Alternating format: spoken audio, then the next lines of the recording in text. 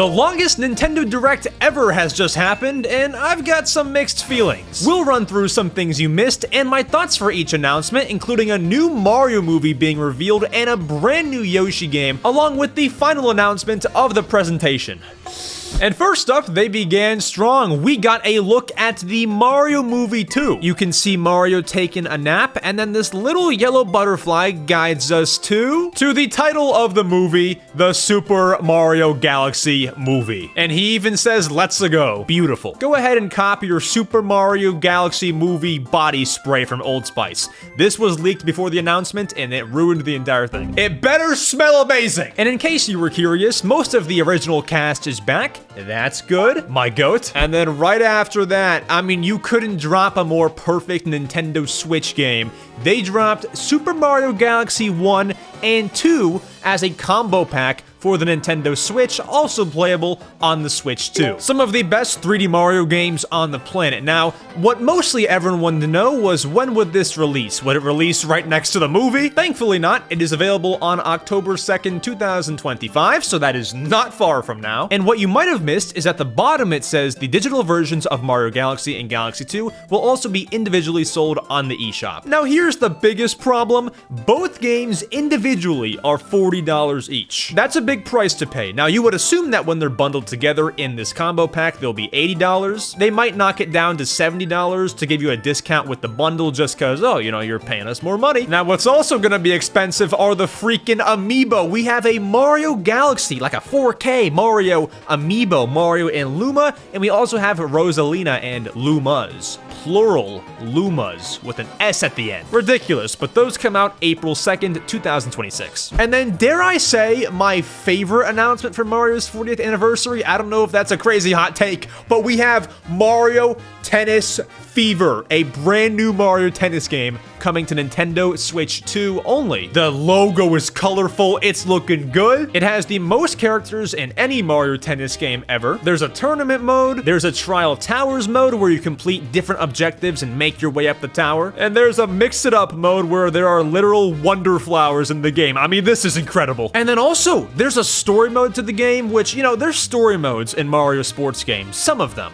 But this one is pretty robust, and it looks like Mario RPG almost. You are still playing tennis? I mean, listen, this game's probably gonna be $70, but it's looking very good. Like, this is one of the best Mario sports games because of that story mode, mostly. February 12th is your release date. That's a cool date for tennis. And if you can't get enough Mario, there is a Mario Wonder Nintendo Switch 2 edition also releasing. The DLC is called Meet Up in Bellabelle Park, and it's pretty much just adding a ton of mini-games to Mario Wonder. And they're releasing a talking flower that you put on your desk, and it talks during the day. This will be sold on their store. I mean, imagine being on like an important Zoom meeting and the talking flower just randomly goes, "Hey, how's it going?" Like, this is not gonna be good. And then the final Mario game, we got a lot of freaking Mario. It is his 40th anniversary. We got a brand new Yoshi game. And looking at this little part right here, I knew this was gonna be a great game. Don't ask how I knew, I just knew. Now, it is a 2D Yoshi game. I had hopes for 3D Yoshi. It's the same style platforming centric game like Yoshi's Crafted World was, but at the same time, it also feels like Yoshi's going back to his roots a little bit. I sense more Yoshi vibes from the game. All the flowers, the art style is great, and it's called Yoshi and the Mysterious Book. It comes out next spring. A little far away, but honestly, I think spring is the best time for a Yoshi game. He looks like a spring fella. The next notable thing after that was we got an extended look at Tomodachi Life Living the Dream, which is, of course, a Tomodachi Life game coming out next year. And I'm not gonna lie, they tried showing us a lot of things about the game, but they failed. If you played the 3DS version of this game, you really didn't learn anything new. You can create Miis, you can change their voice, you can say what their personality type is like. They live in an apartment, and you give them food. Listen, it's nice to see it all in HD Switch graphics, but I'm not learning anything here. The only thing is we can now drag people together, which... cool, I guess. But then they were pretty much like, that's all we can say today. Check back in the future.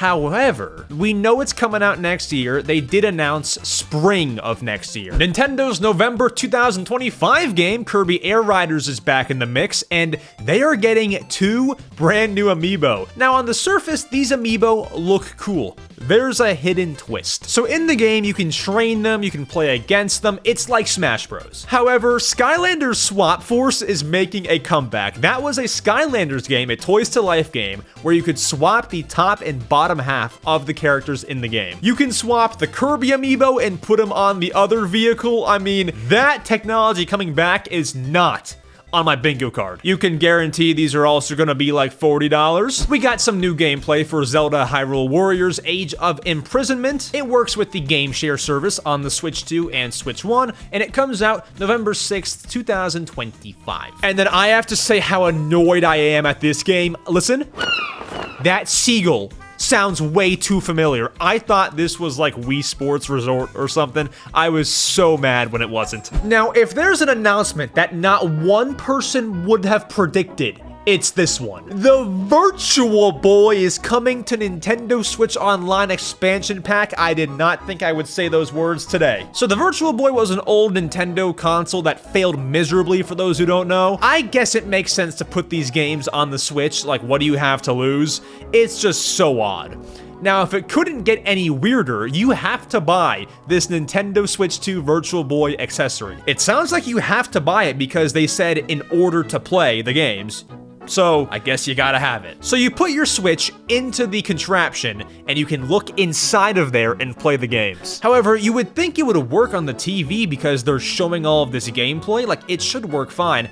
I don't know if you need the accessory, but that's what they're saying. That's how they worded it. If you don't want to buy the full accessory, you can buy a cardboard version and look through that. That big one's gonna be like $100, I'm telling you right now. We got our Metroid Prime 4 extended look, and we got Samus on a bike. This game of the year potential, I don't know. We got a ton more gameplay similar to what we've seen in the past, and then the release date of December 4th, 2025.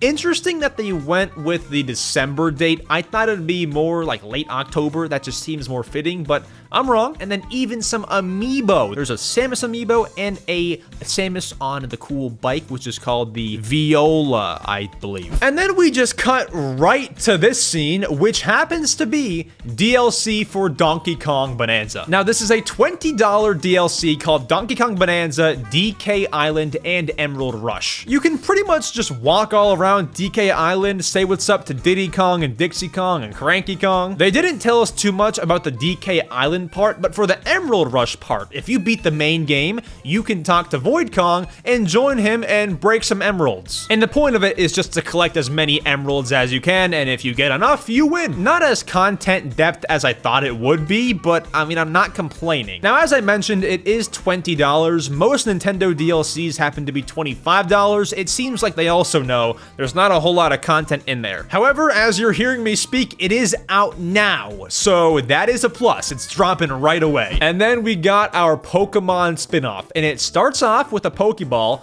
Ditto comes out, and then Ditto transforms into a human. I mean, I said it earlier, but you want to talk about things not on the bingo card, this is probably the highest one up there. And it's a cute little game where you're this Ditto human going around talking to Pokemon, helping Pokemon, learning moves. It's a standard Pokemon spin-off, and I'm not gonna lie, I think this could be one of my favorite Pokemon spin-offs. I like games like this. It's very nature-filled, and I just like how the humans look. And look, you can build certain things and build tables and chairs. It's a cozy little Pokemon game, and it's called Pokemon Pokopia. Only problem is it comes out next year. They showed off some more Pokemon Legends ZA. As somewhat of a casual Pokemon fan, didn't get much from this, but comment what I missed. And they even teased some Pokemon Legends ZA DLC before the game even releases. They want your money. It's called Mega Dimension. I might buy it, I might not. I gotta hear more. All I saw was a Raichu. And as your last two announcements, Resident Evil Requiem comes out next February. That's a big one. Not my cup of tea, but a big one. And then the last announcement, I was so hyped. I was like, they already showed Mario. They already showed a bunch of other things. It's gotta be my beloved, right? And that is, for those who don't know, Animal Crossing. We cut to this scene. I'm like, all right, it's not Animal Crossing. That's fine. Maybe it's a Mario sports game. There's a big stadium. Nope, it's just Fire Emblem. And the last thing that I want to do is make anyone who likes Fire Emblem mad. If you're into this, listen, I'm so happy for you. This would be like my Animal Crossing. But myself, me, please understand, this is not my cup of tea, not even in the slightest, so this kind of soured the Direct for me. But for me personally, I can't let the ending spoil what was a pretty great Nintendo Direct. So I'm gonna sit here and give this Direct a 7.8 out of 10. But let me know what you rate it, and go ahead and watch these videos. You will enjoy them.